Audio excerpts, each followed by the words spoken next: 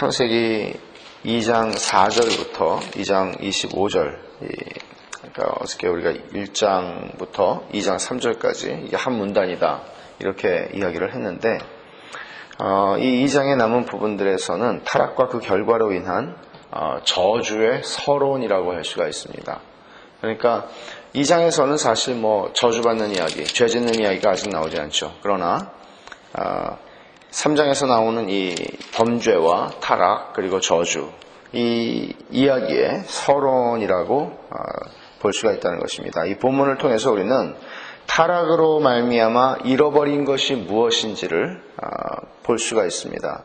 창세기 1장이 창조의 수단으로 하나님 말씀의 중요성을 강조했다면 2장은 그 말씀을, 창조하신 그 능력의 말씀을 우리가 하나님 앞에 순종해야 하는 시금석으로 제시를 하고 있는 것이에요.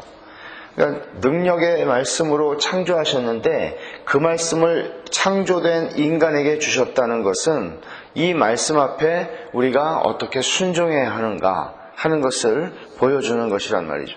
창조의 말씀이 이제 계명의 형태로 인간에게 이렇게 해라 저렇게 해라 이걸 하지 마라 하는 형태로 인간에게 주어지는 것이 2장에서 나온다는 것입니다.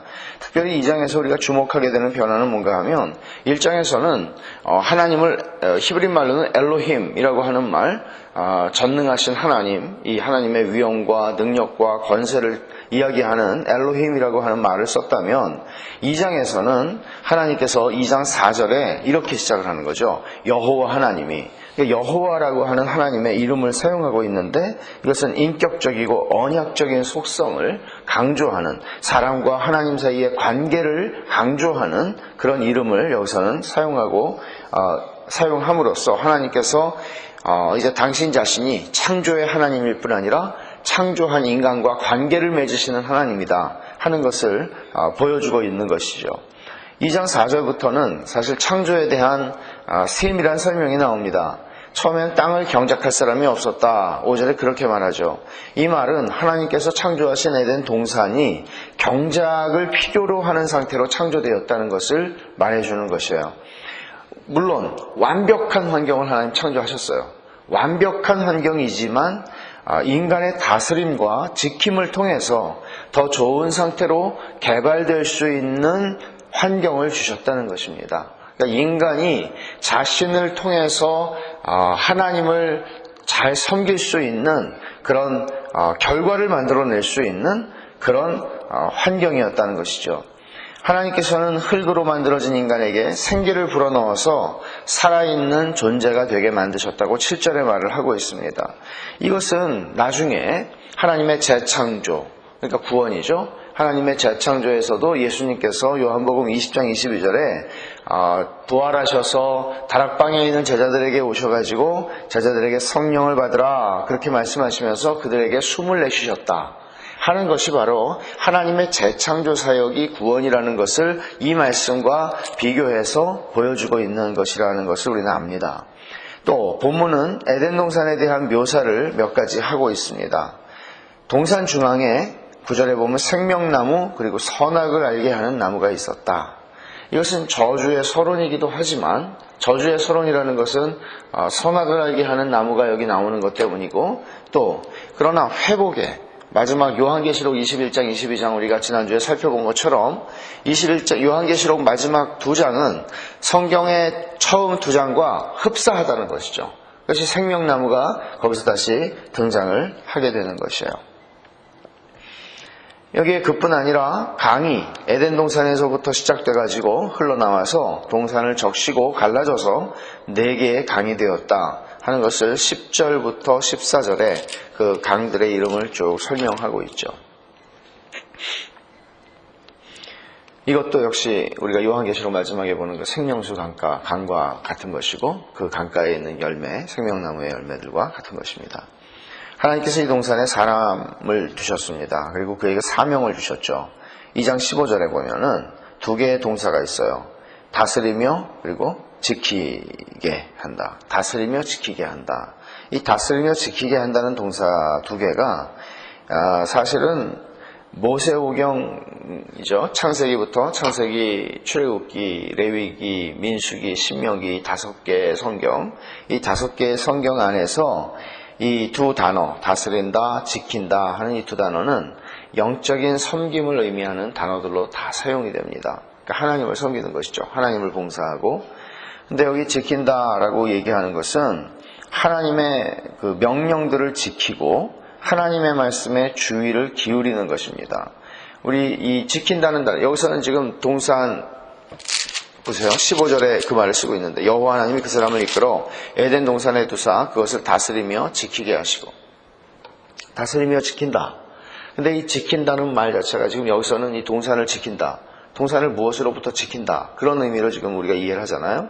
근데 이 단어 자체가 모세오경 전체에서 어떤 방식으로 쓰이나 하면 하나님 말씀에 주의를 기울인다는 것이죠. 그냥 내가 내 힘으로 내 생각으로 이렇게 뭐 여기를 지킨다 이런 게 아니고 하나님의 말씀에 주의를 기울이고 그 말씀 그 명령들을 지킨다 하는 것이고 다스린다 하는 단어가 사용된 것은 어떤 식으로 사용이 되나 하면 이거는 하나님을 예배하고 섬기는 것이에요.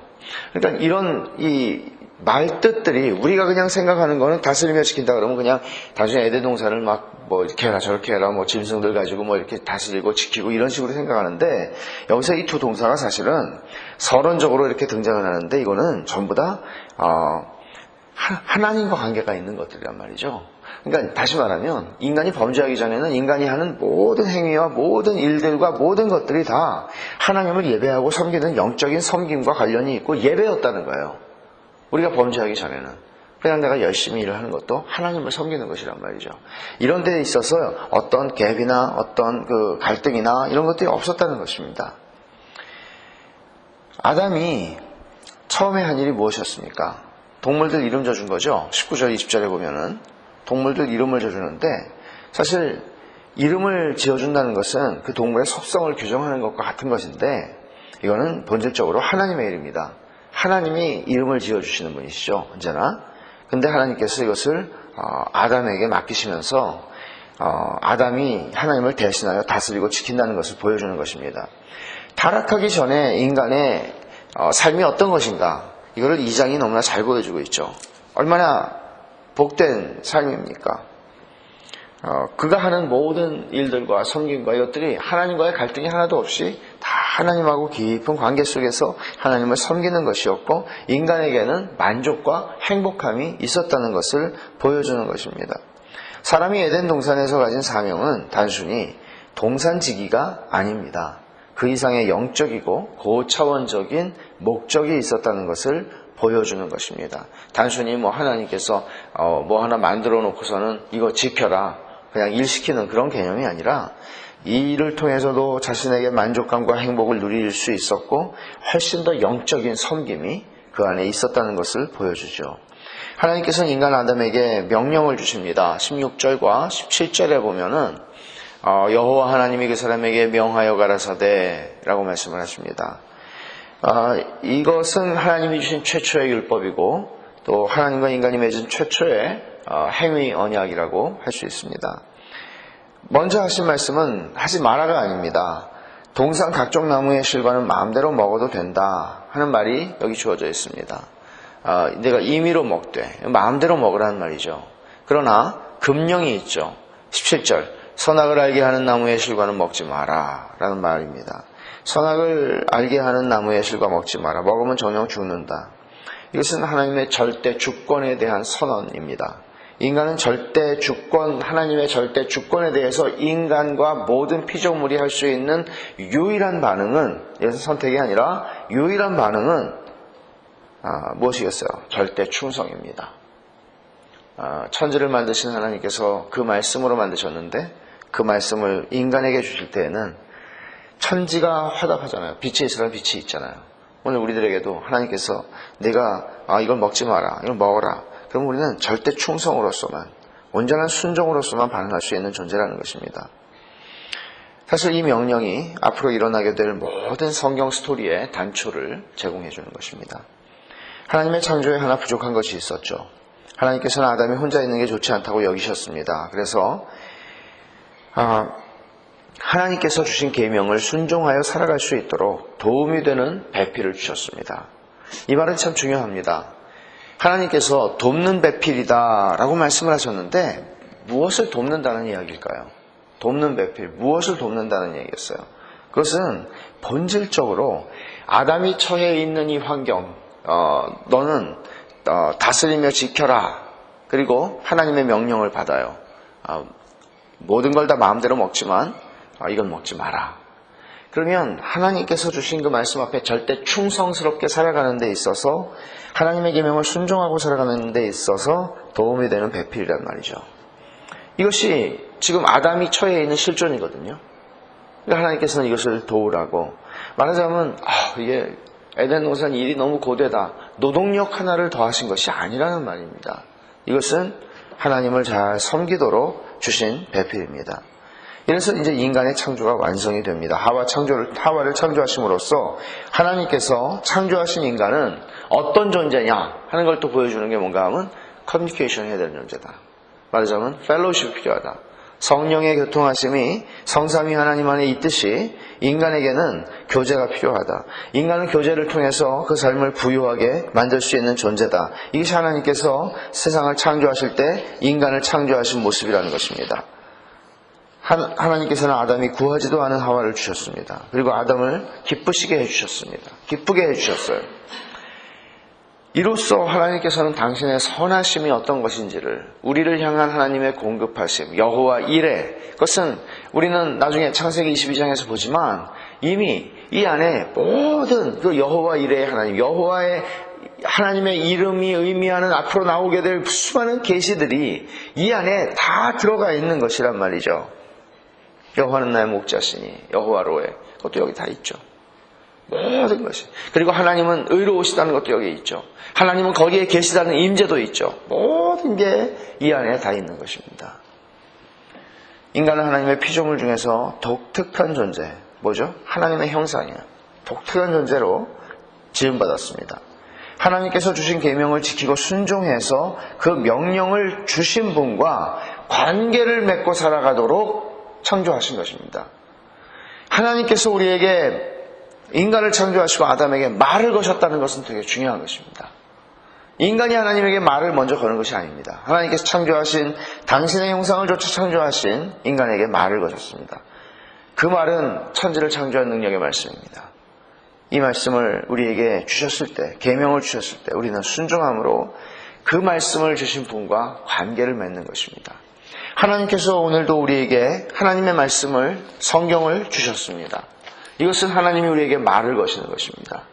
하나님이 우리에게 말을 거시는 것은 우리와 교통하기를 원하신다는 것입니다. 우리는 그 앞에서 우리가 해야 하는 것은 뭔가 하면 그 말씀을 우리에게 주신 분과 관계를 맺으며 살아가는 것만이 진짜 삶이다. 그게 뭐예요? 나중에 예수님께서 말씀하신 영생입니다. 하나님과 그의 보내신 자 예수 그리스도를 아는 것, 이게 영생입니다. 관계를 맺으며 살아가는 것입니다.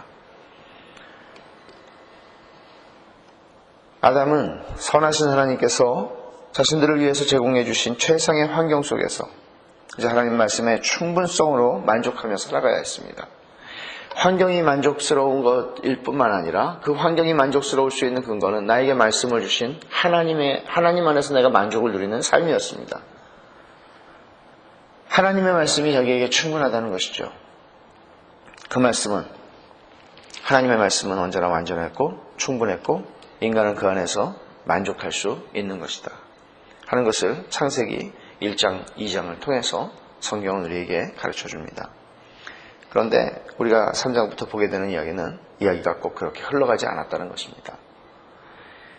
오늘 우리가 2013년 새해를 이제 시작하는 한 주간인데, 한 주간을 우리가 살면서 또 다음 주가 되면 다음 주가 아니라 이번 주말만 돼도 새해의 새로운 기분이라는 건 금방 없어지겠지만, 일상 속으로 들어가겠지만, 그러나 하나님께서 우리에게 주신 이 한 해는 선물로 주신 것이고, 또 우리가 하나님의 말씀의 충분성과 완전성 안에서 하나님으로 만족할 수 있는 그 삶을 살아가는 것, 이것이 영생을 누리는 것이다.